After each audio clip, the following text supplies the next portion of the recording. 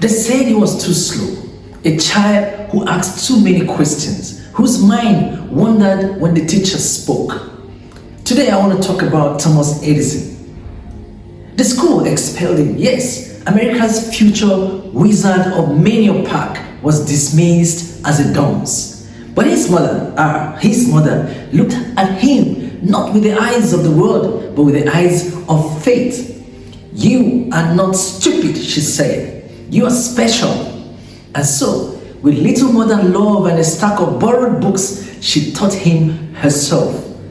That is where greatness often begins, in a corner with someone who believes.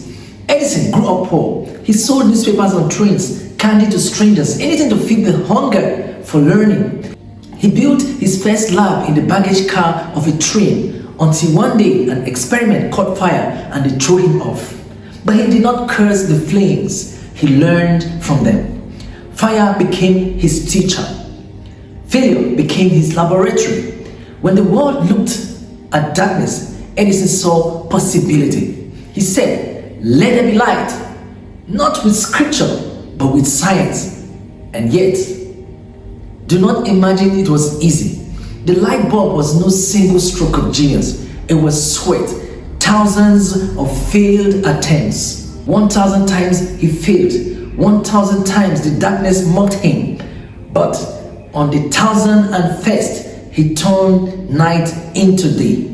Imagine that moment, the first glow of filament, faint, trembling, but alive. In that fragile spark lay the future of cities, of industries, of humanity itself. From one boy cast out of school, light spread across continents.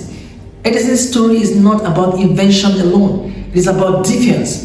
Defiance against labels, against ridicule, against the temptation to stop.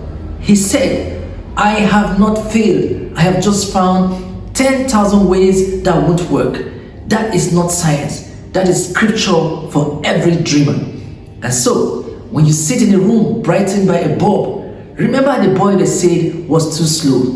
Remember that greatness is not measured by the applause of the classroom, built by the fire you carry within.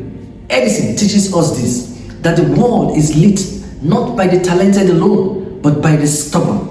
And if you too can hold your ground through failure upon failure, your own light will soon come.